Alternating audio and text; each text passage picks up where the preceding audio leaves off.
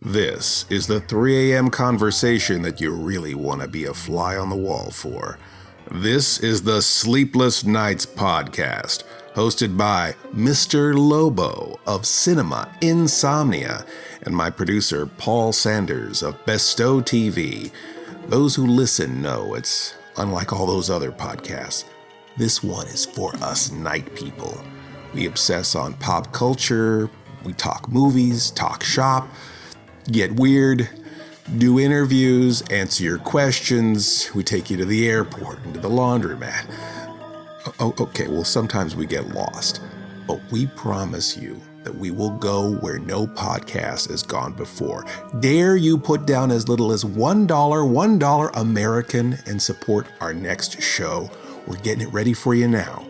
All you can hear for $1 or more an episode. Please join us on Patreon. Patreon.com/Sleepless Knights Podcast, all one word, SLEEPLESSKNIGHTS Only one D in podcast, even though we emphasize the odd in our pODDcast. We want normal people with real jobs to find us. Sleepless Knights Podcast on Patreon. Once again, we'd like to thank all of our Patreon supporters. Our executive producer for tonight's episode is Anita Rivnik. Thanks again, Anita. All systems go. Attention, Sleepless Knights. Thank you for consuming this OSI 74 product broadcast, live from the Black Knight satellite. For optimum performance and safety, your host, Mr. Lobo, asks that you please listen to these instructions carefully. When in a hospital or other healthcare facility, observe the restrictions on the use of electronic devices. Switch off before boarding an aircraft to prevent interference with communications systems. Do not operate this device in the presence of flammable gases or fumes, chemical plants, or where blasting operations are in progress. Always listen hands-free while driving a vehicle. Failure to observe these instructions may lead to immediate termination. It's time now for the show to begin. Thank you. Have a very pleasant evening. Greetings, kitties. It's your old pal, the Crypt Keeper. That has to be different. We're What? going to get sued. Oh, all Don't want right. anybody to sue us. Okay. Ready? In Greetings, boils and ghouls. It's your old pal, the Trapper Keeper. Now What do you think of you didn't let me count down properly. You don't let me get. Oh. So ready? In 3, All right. 2, 1. Greetings, kitties. It's your old pal, the Trapper Keeper. How's that? Now a question. Yeah. When we change something 25%, does that mean we're not talking about it? I mean, this is not an episode. So how are we not talking about it when we're actually like changing it 25%? We're still talking about it, aren't we? Yeah, I guess so. I mean, I guess the 25% is really not for not talking about something. It's more for doing a reboot without having to pay any of the original rights holders or creators, right? Right. And I mean, we're never consistent with this anyway. Sometimes we're 26%, sometimes we're 24%. Well, 25% is not an exact science. So Exactly. all right. Do we want to try, I guess, should we try that trite garbage one more time? All right. Ready? In 3, 2, 1. Greetings, kitties. It's your old pal, the Fart Knocker. Cut. Print. Put that in the can and ship that out. We're putting it up. Perfect. Nailed Boils it. and ghouls. The fart knocker. I'm going to have a nice big bowl of Ghoul Whip. Oh, gosh. So many puns. Like there was like 1 million puns just packed into every, they couldn't get 2 words together, Okay. Yeah, just don't talk about it. I mean, talk around it. Ease'll Keep talking around it. Ease'll kill ya. What is, I guess we're not talking about it, right? Right. So shoot it, when we're not talking about something, do we even say the name of the thing? I mean, we haven't so far. Really? But Right. we have to say that what we're not talking about. Well, I think they know what we're not talking about. We're obviously not talking about fart knocking. I just wish I could have thought of something more clever and less crass than that. But unfortunately, that's how tired my brain is right now. Obviously, you haven't listened to the last 60 episodes of the show. I never listen to the show, Paul. Neither do I. I think I'm having a sugar crash because I have been eating so much candy corn. I have a lot left over from Halloween. I've got 3 piles here. Now, are they sorted by color? Yeah. I've got white tips up candy corn in the one pile, and then I've got the yellow back end up in another pile, and then I've got I'm actually thinking of making 2 more piles, which is the white in the middle with the orange on the right side, and then the white in the middle with the orange on the left side. And what about the pumpkins? I mean, wait, not white in the middle. I mean, did I say white? Did I get confused? I don't think know. It's I wasn't listening. orange. So. It's always orange in the middle. I hate when you see like in greeting cards and, ceramics and different things where they paint a candy corn wrong. I mean, it's always yellow on the back end, orange in the middle, and white on the tip, right?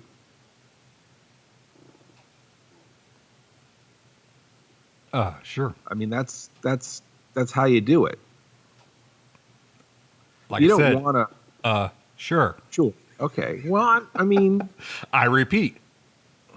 Sure. All right. Yes. Sure. Have you seen the thing where they take all the candy corn and I don't know if they make like a core or something out of fondant, but then they construct a whole candy corn on the cob from a bunch of candy corn. Kind of meta. I'm very intrigued to try that. When I get back to Earth, you know what I'm dying for? What? A Burger King strawberry milkshake.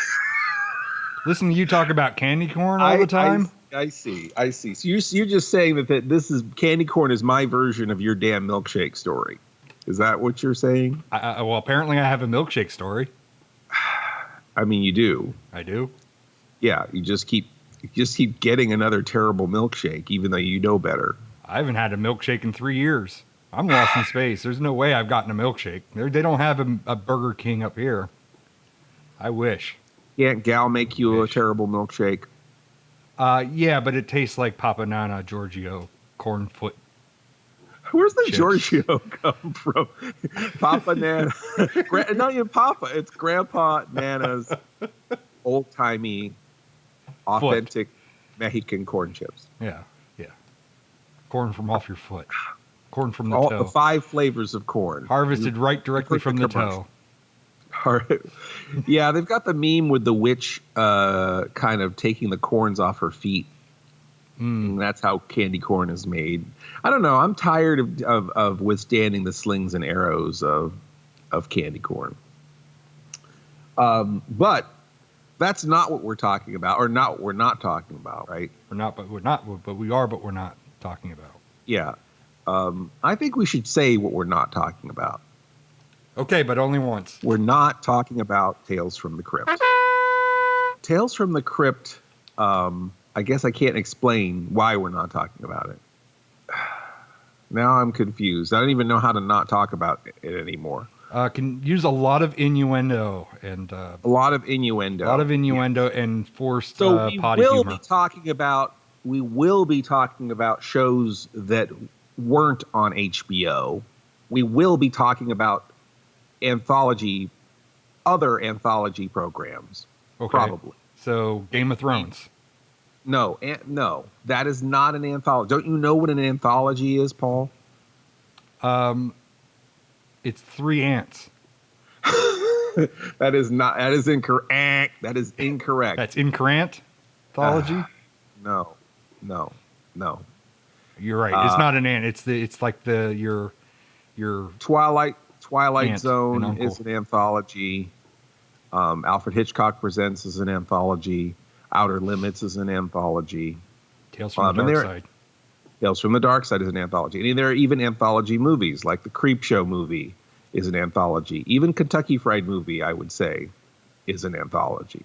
You don't see enough, because usually anthology is usually related to horror. You don't really see it in comedy or Not other often, genres. unless it's kind of a sketch comedy movie, you know, like I Kids in sort the of Hall's feel kind of like anthology. and I kind of feel like some of the Monty Python movies are like Meaning of Life is sort of an anthology. It's like all those chapters are sort of separate from each other, but then they all kind of are on a common theme.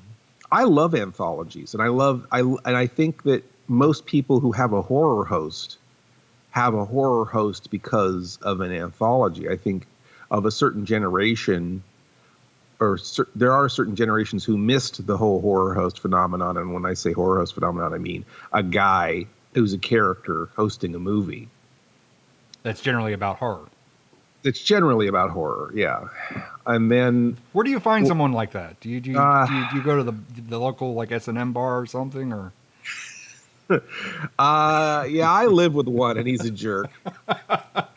It's kind of, I don't want to say it's distinctively American, but it's commonly American.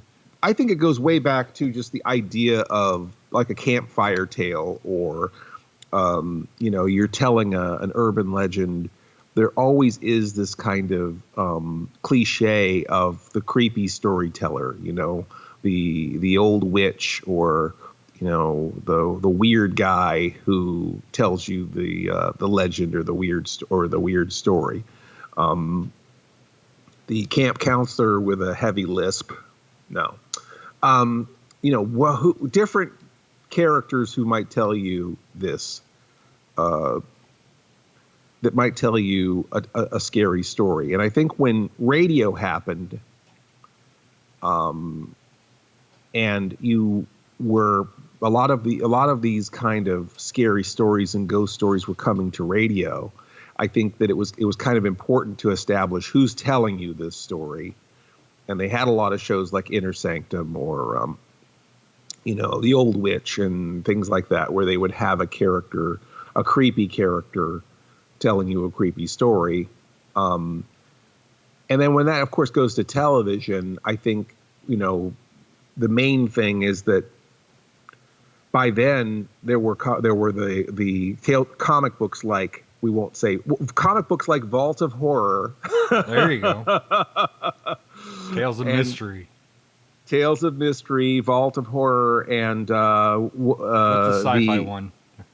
There was Weird Science, mm-hmm. and there was Vault of Horror. There was the 3 different ones.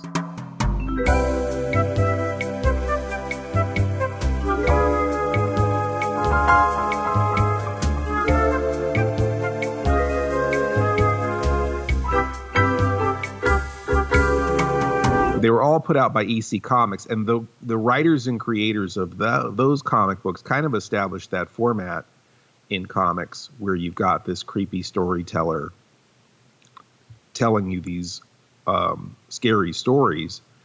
And when they made that TV show that we're not talking about, they combined all of those characters into one to create the Blank Keeper. We won't go too much into that, but definitely, I think a lot of comic books have narrators in general. I mean, even Marvel Comics, I feel like, has a heavy narration kind of happening to it, a lot of those ones in the 60s and stuff too.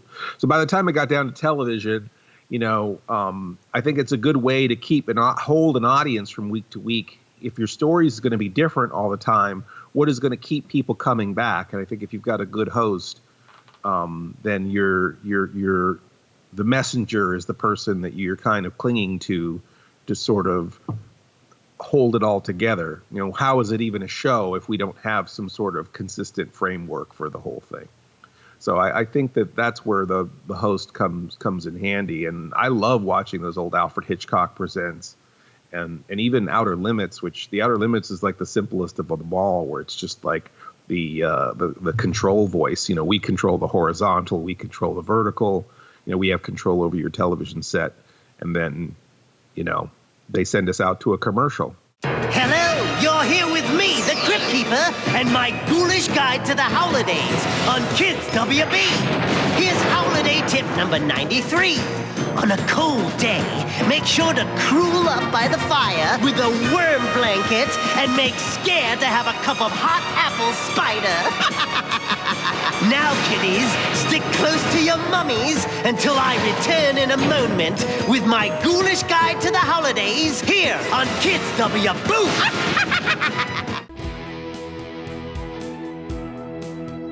There was the Crypt of Terror / Blank from the Crypt. Okay. The Vault of Horror, and then the Haunt of Fear, which all covered the horror genre.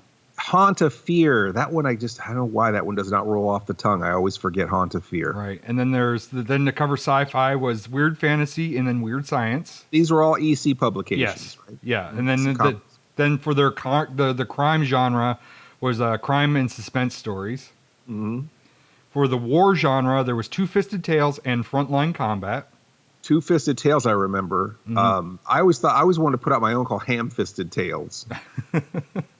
Maybe we could come up with that. Maybe that could be one of our radio broadcasts. Maybe we would do a commercial for one. Under suspense, there was shock and suspense stories. And then under comedy, there was, of course, Mad Magazine. Oh, yeah, Mad, which was a comic originally. And then there's an interesting story with that whole thing because, you know, first of all, like I said, those guys were all inspired by radio stories and radio hosts, and probably a little bit by a lot of the traveling spook shows where they would have, you know, Dr. Terror's, you know, Shrieks in the Night or whatever. And then you would go and you'd see a bunch of kind of gruesome stage acts, and then they might show a movie or something.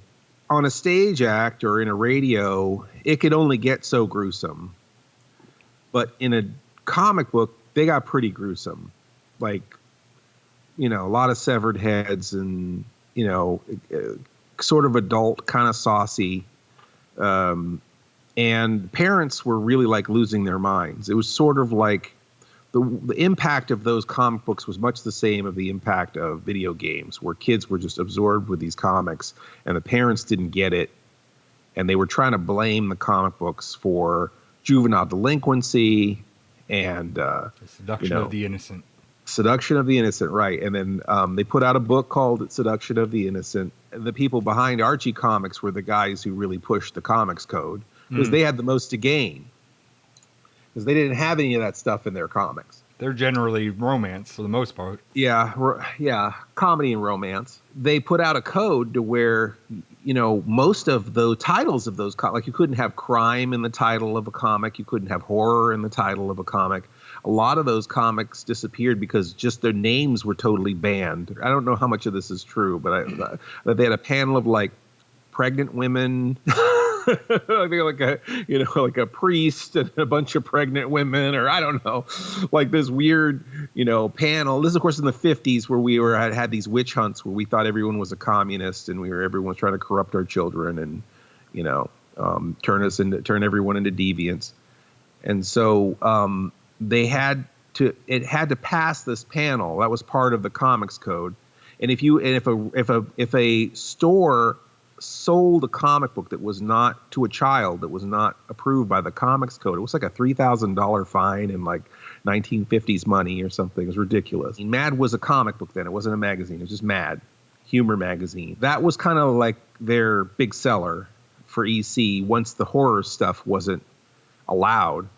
And then the sci-fi stuff also was popular. And one of their other titles, I think it was Weird Science or Weird Fantasy, but they did a story about the first man on the moon. And the last panel of that comic strip, he takes his helmet off and it's a black man. Civil rights was a hot topic. So having a black astronaut was a big deal in a comic book. Mm-hmm. And it didn't pass. They sent it back. And he's like, well, wait a second. This isn't horror. This isn't someone's head getting cut off.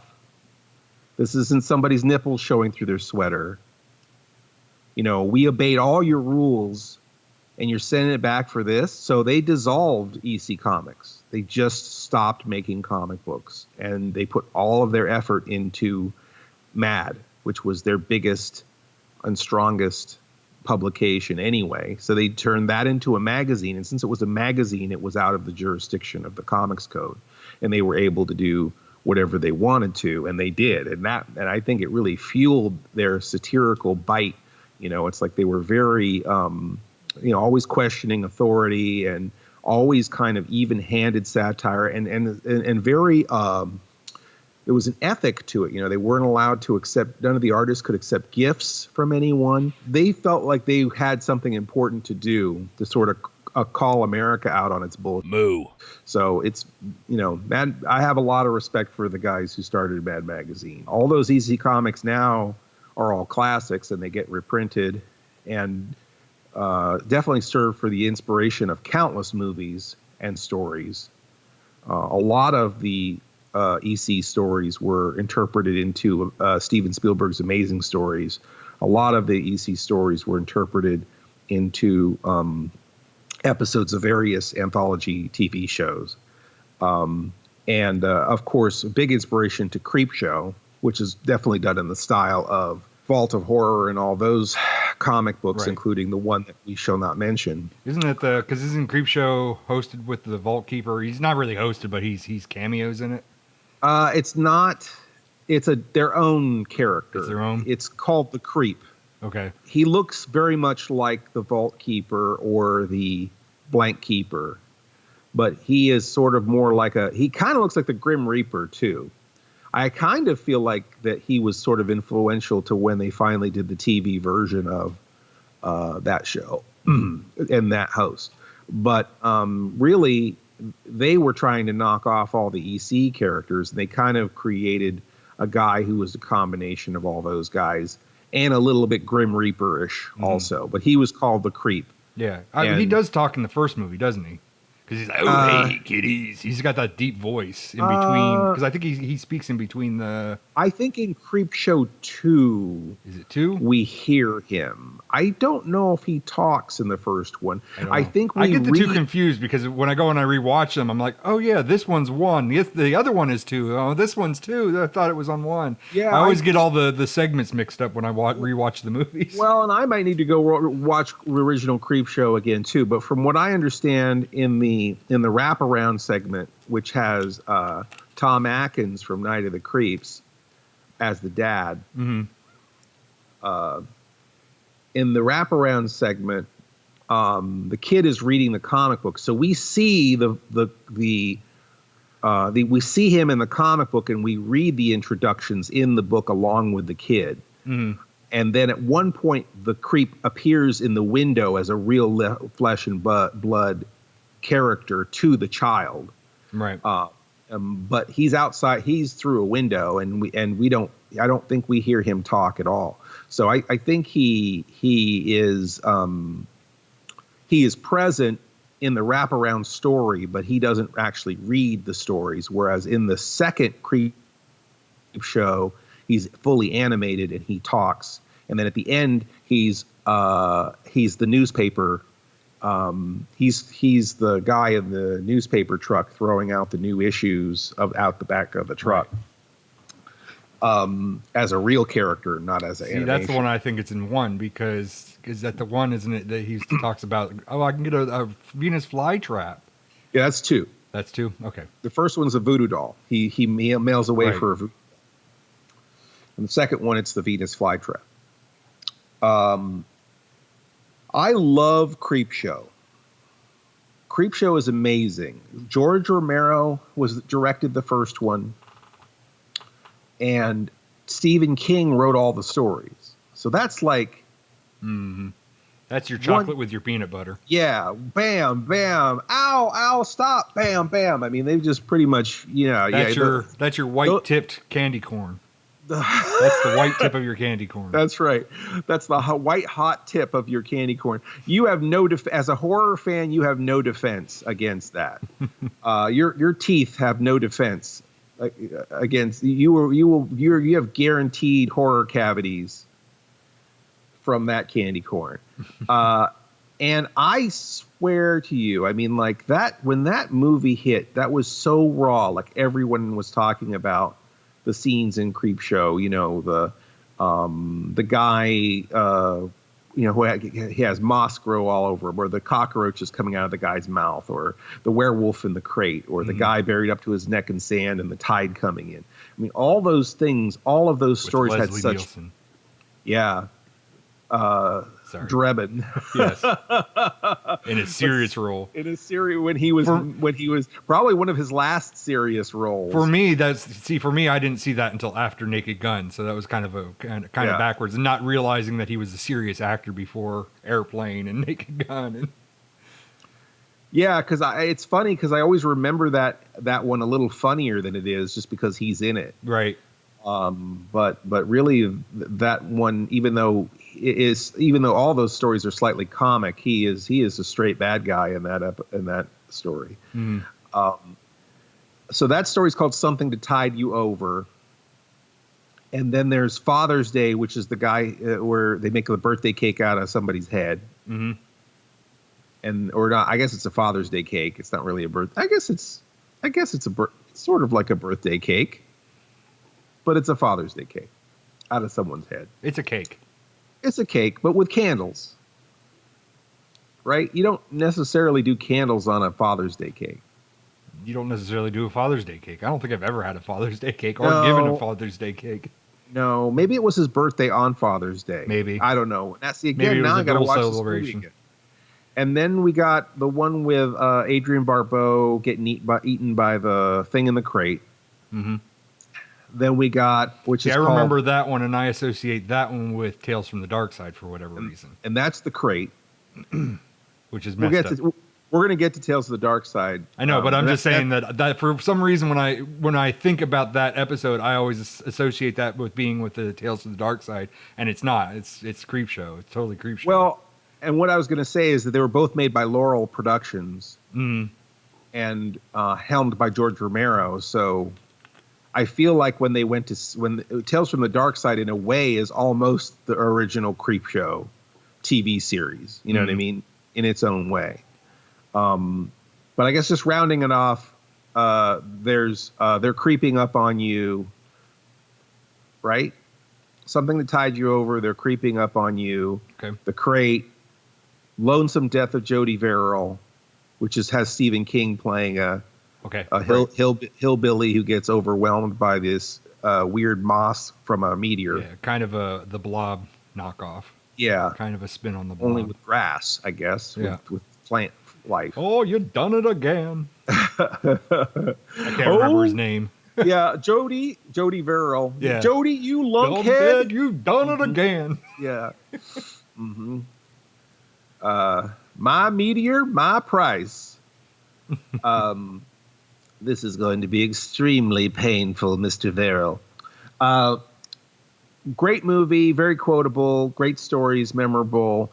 The second one, this is the thing, is I feel like 3 is the minimum for an anthology movie. And the Creepshow 2 gives you that bare minimum. There's 3 stories in Creepshow 2. Right. And they're not as strong as any of the ones from Creepshow 1, for my money. I don't know. The one with the muck monster on the pond. The raft? Yes. The raft? Yes. Raft is probably the best one. That's probably the best story of them all. Because for me, I didn't see any of those in the theater. I didn't rent any of those. And I think the first one I saw was 2. So I didn't see 1 till much later. And I believe 2 I saw on HBO. Okay. So, okay. And that's the one that's the muck monster stuck out, because that's the horrific thing where he's kind of having his way with his girlfriend, and she sits up and the ooze is all ripping her, melting the side of her face off, and which is very different standards nowadays, because that's very very rapey now. Rape, sure. Well, and to be honest, it was imitating those EC comics, and those EC comics were they were displaying ugly behavior across the board. It was kind of like it's definitely is one of those leaning toward the darker side of humanity just in general. But the wooden Indian story and the homeless guy, thanks for the ride, lady. Those weren't as strong. But, I think that when the team who brought you Creepshow went to television and moved it to Tales from the Dark Side, that was really something. And I think when we come back from the break, we could talk a little bit about another Tales from the, but not the other one we're not talking about. Tales from the Other Side. Yeah. After we're on the other side of whatever this is. Visit our friends at horrornews.net, a popular horror genre site covering all aspects of the horror industry, plus paranormal, cult, fantasy, and extreme action. Great articles, interviews, trailers, and more. You can find it all at horrornews.net. That's horrornews.net. Man lives in the sunlit world of what he believes to be reality. But there is, unseen by most, a dark side. Just as real, but not as brightly lit. Tales from the Dark Side. What a great TV show that was. I couldn't tell you the name of any of the episodes. No. I probably couldn't draw a magic marker through the plot of any of those episodes. I only remember one of them. Yeah, tell me. Because it stuck with me because I saw it fairly young when it was on television. Yeah. It's the episode where the kid's grandfather dies and he doesn't believe he's dead. And they have to make him sneeze by the end of the episode to prove that he's dead, because when he sneezes his nose off, and he sees that his nose has fallen off, and he finally believes that he's dead. And I remember that now. And I don't think I've ever seen that episode since that day, but I remember it, and I remember it scaring the ever-living shit out of me, because that was just a creepy concept to begin with. That was an interesting show. I believe it was syndicated. I don't think I don't think any network paid for that. I believe it was syndicated along with the new Twilight Zone at that time. Which I enjoyed those too. Even though they didn't have Rod Serling as the narrator. Which, there can never be another Rod Serling. That guy was amazing. They probably all existed together because Amazing Stories was probably out about that time too. Yeah, Amazing Stories. That was that was a Sunday treat. That was that was not. That was on network. That was an expensive show. I think that cost $1 million an episode. Yeah. Have you seen the new Amazing Stories? Yeah, you have to. I guess you have to have Apple. You have to have an Apple subscription, an Apple TV subscription. First one was really, really good, and from there it was diminishing returns. They don't capture the same thrill as the original Amazing Stories. The new Twilight Zone gets a bum rap from the one from the 80s. I think they had Burgess Meredith reading the introduction, or is that just in the movie that's Burgess Meredith? I don't think there's any introduction at all. Oh yeah, there is. There's like a kind of a somewhat Serling-esque guy who does some very vague intros and outros, I think, on the TV show. I think I'm remembering Burgess Meredith from the Twilight Zone movie where they had him in doing the narration at the beginning. Which is odd because he shouldn't be able to read any of those scripts because he broke his glasses. He broke his glasses. How is he even there? Yeah, but I feel like Burgess Meredith was in more Twilight Zone episodes than any other actor. Or I feel like they cast him a lot in different roles. But yeah, most famously, the guy who breaks his glasses at the end of the world and can't read any of the books. Finally time to read. Finally alone. The Twilight Zone episode that I really like from the 80s is called Night Crawlers, and it's in a roadside diner, and this guy hasn't slept in days, and he's a Vietnam vet, and he keeps saying that he can't sleep, and that whenever he goes to sleep, a piece of the war follows him back home. And they're all kind of scared of him, and it gets hot and escalated in the diner because they just want this guy they don't want him to drive. They feel like he's going to have an accident or something. And he doesn't want to sleep. There's an altercation happens. I think he gets knocked out with a bottle of ketchup, which I referenced in my haunted house episode. Then like the whole diner's just surrounded with rice patties as far as the eye can see. And then like Viet Cong starts shooting at the diner. And then I think that they end up like having to kill him to make it stop. But I guess he was sprayed with something like Agent Orange kind of thing, and they were part of like a experimental unit in Vietnam where they were like a psych unit. You know what I mean? Like they had like, so there were like there's 7 guys out there who came home with this same thing. You know. Mm-hmm. And it's just and I just remember the I think it's the cook is going up in the ambulance at the end of the episode going, he said there were 6 more guys who could do the same thing. You know, how many Twilight Zone episodes do we have a guy being rolled off in a stretcher into an ambulance, you know? But I loved it, man. I just remember just being so with it. I was just so I had all the lights off in the room, and it was with the story, and it was just this idea that you could project a whole universe with your mind around you. Mm-hmm. Was very, just made my imagination run wild. Anyway, you have a favorite? I don't remember much of the much of the 80s Twilight Zone offhand. I remember more from the movies than I do from the movie, I should say, than I do of the TV show. What's your favorite story of the Twilight Zone movie? It's Terror 20. Well, it's tied between Terror at 20,000 feet and the one where the kid can create anything he wants. Oh wow, yeah. I think Joe Dante did the remake of the. Yes. I just remember that being on the news, on Entertainment Tonight and on the news every night, the trials and stuff from Twilight Zone. If those of you who were too young to remember, during the making of the Twilight Zone, there was a helicopter accident that killed actor Vic Morrow and a couple of children.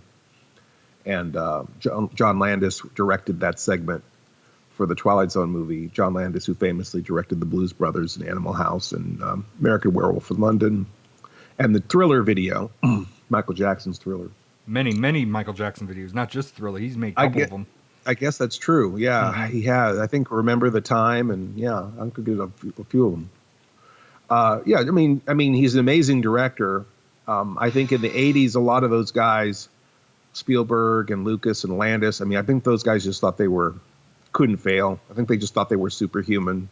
You know, it was kind of the old guard had fallen away, and the young guys were kind of running Hollywood. And I mean, there's a whole movie on Shudder, a whole show on Shudder called Cursed, about cursed movies, and they talk about that.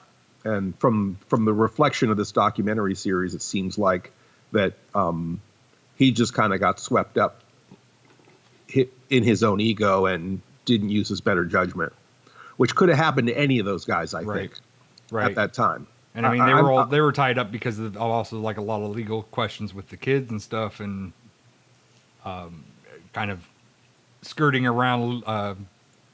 The kids are not supposed to shoot past certain hours and all this other stuff. They're only supposed to be on set for so long, and they were kind of skirting around that kind of stuff. Mm-hmm.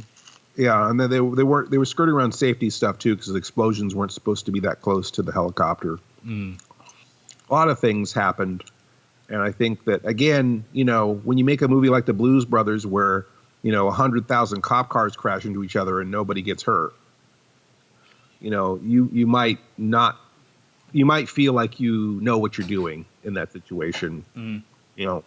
How is it that in The Blues Brothers, I feel like 1 million cop cars crashed into each other in The Blues Brothers. Right. The fact that nobody died on that movie is amazing. So to come off of something like that, and then the Twilight Zone where you've got one stunt where you've got 2 people running on the ground while there's a helicopter in the same shot, you might not think that it's that likely that something bad could happen. Right. So I think that what's really interesting, and like I said, I've never seen anything but the wide shot, Because honestly, what do you need besides a wide shot in a situation like that? Part of me wonders, did they even really need to have Vic Morrow doing that? Right. Wouldn't that have been a stuntman and a couple of dolls running from that helicopter? A couple of little people. There's a couple of wang-wangs. No. A couple of little people. No. Couldn't there have been? A stunt guy, another stuntman with a bad cop mustache, and a couple of dolls running away from a helicopter in that shot probably would have been fine. But it still probably would have resulted in a death anyway. Yeah. But a stuntman signs up for that, I guess. Yeah. Not that you don't want anyone to die, but right. But they know the risks versus your lead actor. I can't remember his name now, but the guy who did. I just read up on a stuntman recently. Because I was thinking about you've watched the Venture Brothers, right? I know we're kind of going way off sideways now. Or have you seen the Venture Brothers? Couple episodes. Not religiously. There's a famous episode where they mention the movie Sharky's Machine. Mm-hmm. Couple episodes where they mention the movie Sharky's Machine. And I always thought Sharky's Machine there's a Burt Reynolds movie where he's a cop. Mm-hmm. And this guy is like it's this amazing thing where they cast the stuntman as the villain. So you follow him go out you see him at the end of the movie fall backwards out the window, firing his guns, and falling off a high building. And it's clearly not a stuntman. It clearly is a stuntman. They just cast the stuntman as the villain. So right. There was no transition to a stuntman. And it was like an award-winning, amazing stunt because you actually follow the guy all the way down. The camera follows the guy all the way down. And I always thought that was in Sharky's Machine because that's I just always thought that was the thing about Sharky's Machine. And then I was talking about it, and it was not that movie at all. It was another Burt Reynolds movie with the same stuntman falling out another window. So he was the stuntman in Sharky's Machine who fell out the window and was the bad guy who fell off a high building. But that's not that famous scene. So it's another one called Stick, a movie called Stick from 1985 with also has Burt Reynolds as a cop and also has that same stuntman falling off a building. But he isn't firing his guns as he's falling. In the Stick, he is firing his guns as he's falling, where the cameraman follows him as he falls all the way down. Anyway, are you trying to say Burt Reynolds is that guy? He plays that cop that's in that movie that's in the same genre of the same three other movies, or he's playing that guy who's racing that car, whether it's across state lines or he's avoiding the bandit. Or no, Burt Reynolds had 3 different kind of roles that he did. Or he was the football player. Mm-hmm. Football player, car driver, or a cop, right? Could I describe any of that more worse? Before the Twilight Zone, people did these incredibly risky stunts in movies. That was really commonplace. And for whatever reason, that guy who fell out of a 5-story building firing guns, he never broke a bone. That guy was in 19 movies and never broke a bone. Right. You know what I mean? And he fell out of high rises. He fell out of giant buildings. He fell through glass, jumped over things with motorcycles. I think I've heard of this. I don't know the guy's name, but I think I've heard of it. He's famous of that. He's the guy that just does. You make him do. He's whatever. The guy, and it was something really simple that killed him. Where they sent the hospital crew home early or something, and they had one more pickup shot where they were just filming B-roll of a motorcycle going around a corner or something, and it just he just slipped on a rock and went off a cliff and died. It was just totally had nothing. They weren't planning anything. Right. It was really dangerous. There was nothing insane. And it was just picking up a few extra shots of him riding on a motorcycle and something totally unforeseen happen. You know, most of these things with stunts are so meticulously planned that nobody got hurt, which is incredible to think of all those movies of the 80s, where it's like people flying through broken glass and jumping out of helicopters or hanging from helicopters.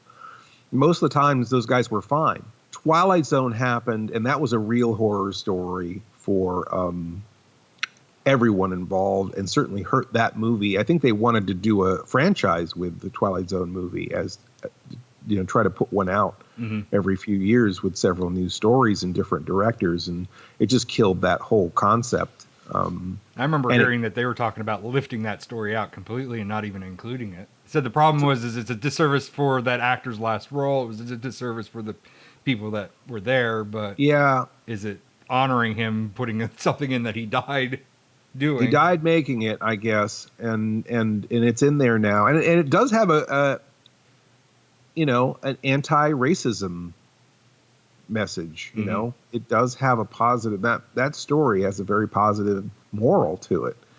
You know, this is a racist who is kind of forced to keep reliving his life over and over again, being persecuted as different races. And so, he finally kind of breaks the cycle and tries to save these two Vietnamese children. You know, that's what happens in the story we never see, the version we never see. But it's still, the message comes across with what's there. He just doesn't get redeemed. But, it is interesting because before CGI came along, there was just a long gap where there just weren't major stunts in movies like that anymore. And I guess when we come back, we'll try to bring this back up from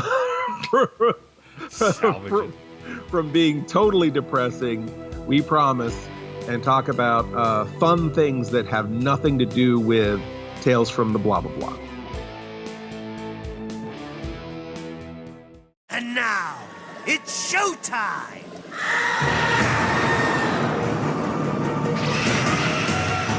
Greetings from Universal Studios Florida, kiddies! It's Secrets of the Crypt Keeper's Haunted House!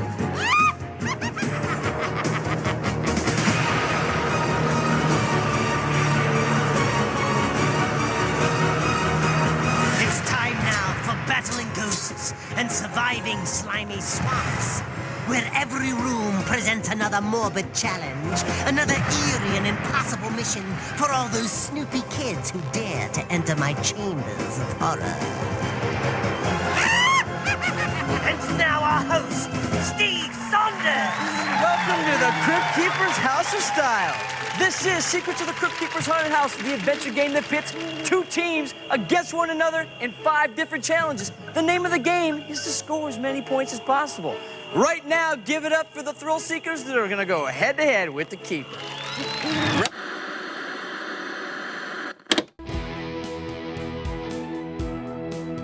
So I guess I would be falling short of my duties if I did not add a little information.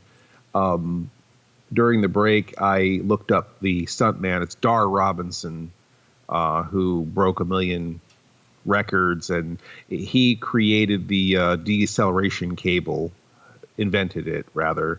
And so the cameraman can show you falling, and top-down view of you falling, and you don't see the airbag that a regular stuntman would be falling into, because there isn't one. He's just decelerating from a cable, which you cannot see from the point of view of the camera.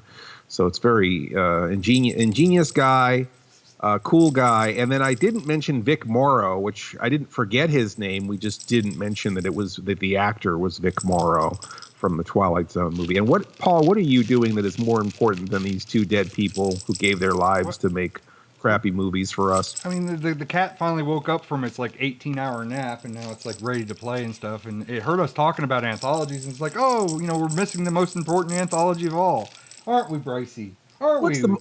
Okay, Paul, what is the most important anthology? Groundhog Day. That's not an anthology because it's the same story over and over and over again. Oh, no, wait. It's on the tip of my tongue. Has to do with the cat. What's the title of it? You tell me. It has to do with the cat. It's a part of their face. Hmm? It's directed by Stephen King. I don't think it's directed by Stephen King. Was it written by Stephen King? I think it's written by Stephen King. Produced by Stephen King? I think it's only written by Stephen King. Oh, I know what it is. Yes. Yeah, because it starts with a C. Christine. Cujo. That's it. Cujo. Nailed it. That famous cat movie, Cujo. Big fucking cat. Yeah, really big slobbering. No, Cat's Eye. Did you ever see? You ever see that? Yes, I love Cat's Eye. I often forget it when naming my favorite anthology films, but I do love Cat's Eye. That's a favorite of Dixie's too. I think she watched that in school. They read the story, one of Stephen King's short stories from that, and then they watched the movie. Right. Kind of, like going back to Creep Show. It's kind of, Creep Show 2 rather. It's kind of weak sauce as far as like anthologies go. Because then there's like two stories and then one connecting story that's that's what I was thinking. Is there only two? That I think you're right, Paul. I think it's just there's the Quitters Incorporated. Right. Which is with James Woods, and then he's trying to stop smoking. Right.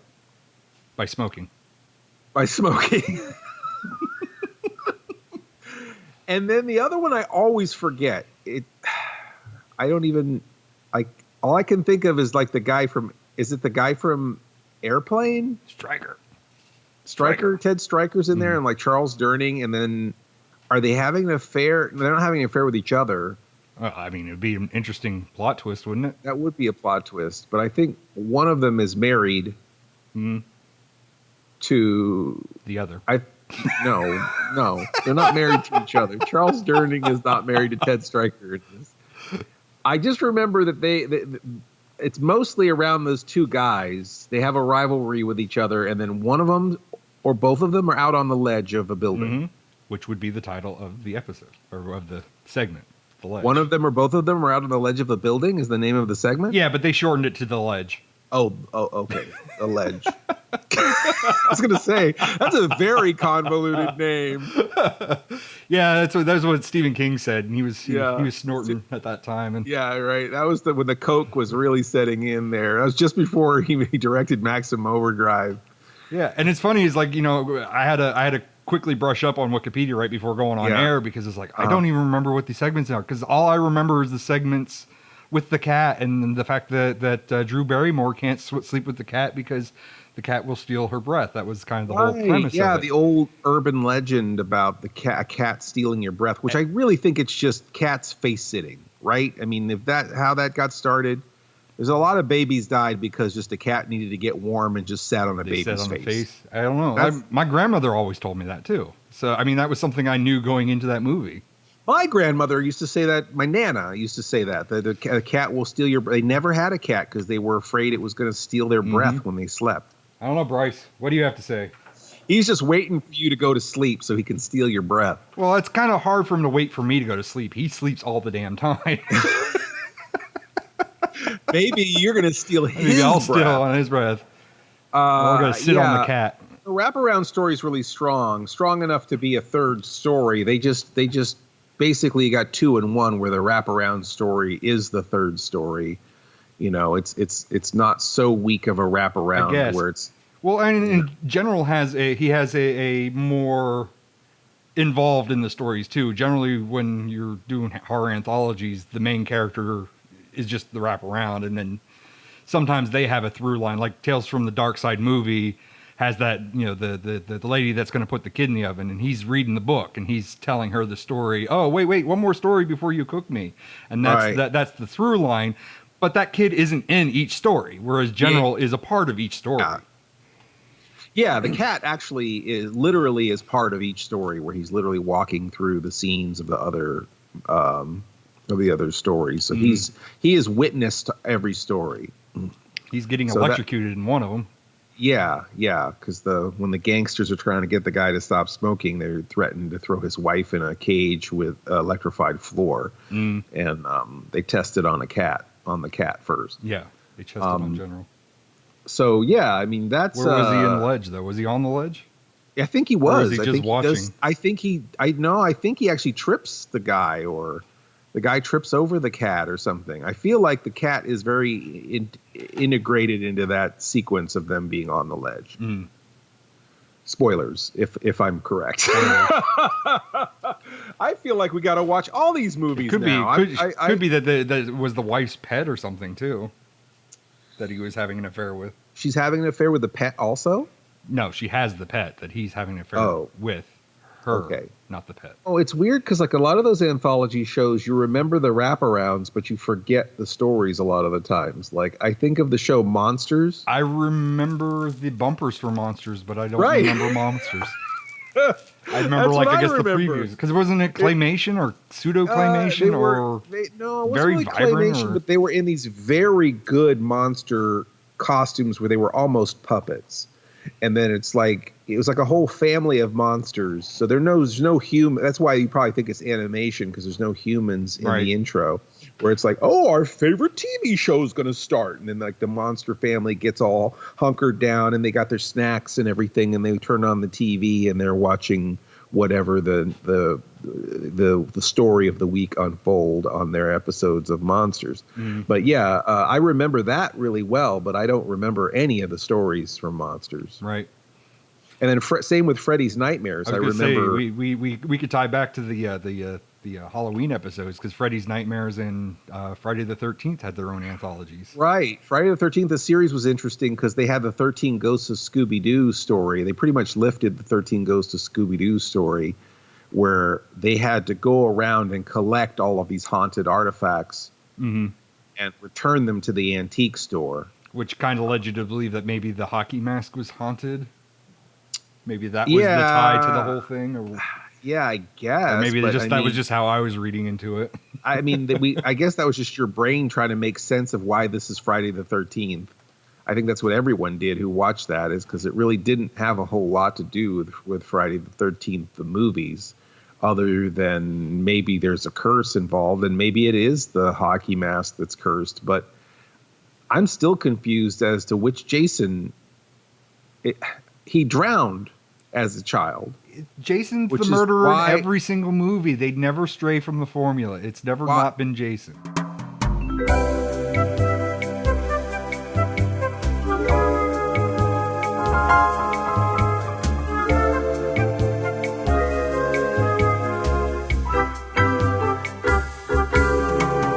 Oh, Lord. Do we wrap this shit up? Is this 4? This is 4. This is the end? This is the end. We made it through. We didn't talk about that thing. We didn't, and it was 4. Let's just be honest. It was like an anthology of crapitude. A crapology? A crapology. I feel like we had, even though we had more than 3 stories, it still felt like we had less somehow. Well, we had 3 stories, but they all meandered in the middle. Yeah. So it was like 16. We had 16 very unfulfilling small stories instead of, maybe in some cases 3 solid stories are better than 16 meandering stories. I actually kind of want to talk about Tales from the Crypt. I think it would have been a better show, honestly. All right. I feel like talking about it with you was a mistake. Fair enough. Fred Decker worked on the show Tales from the Crypt. He has credits in 5 or more of the episodes. I feel like I should just try to call Fred Decker and talk to him about Tales from the Crypt. I could talk about Monster Squad and Night of the Creeps and all sorts of cool stuff that you don't give a shit about. Well, I do give a shit about one thing.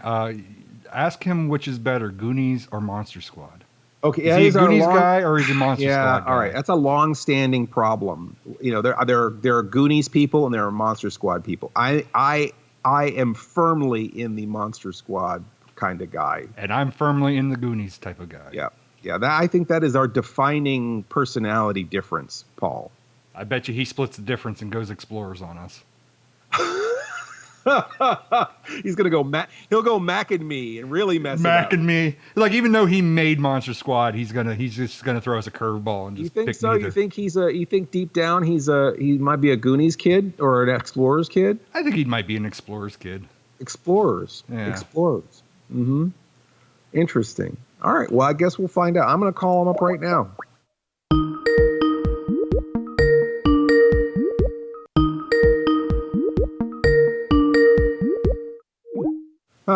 He's not home right now. Maybe next week. You have been listening to the Sleepless Nights podcast, or should we say, pODDcast. P'odcast. Emphasis on the odd. Our theme is by Mars Homeworld at Deadhouse Music. Our opening announcement is by Ophelia Necro. She does a radio show called Suicide Watch.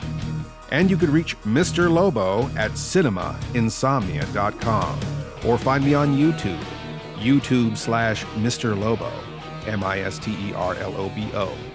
Mr. Lobo on Facebook, Facebook/MR.LOBO, or on Twitter, at Mr. Lobo, MISTERLOBO. Or you can find myself, Paul Sanders, or better known as BESTOW TV, at BESTOW.tv, on YouTube /BESTOW TV, on Twitter at BESTOW Prod, PROD, and on Facebook, BESTOW TV. If you want to place an advertisement with this podcast, and gosh, why wouldn't you? We could be talking about you right now.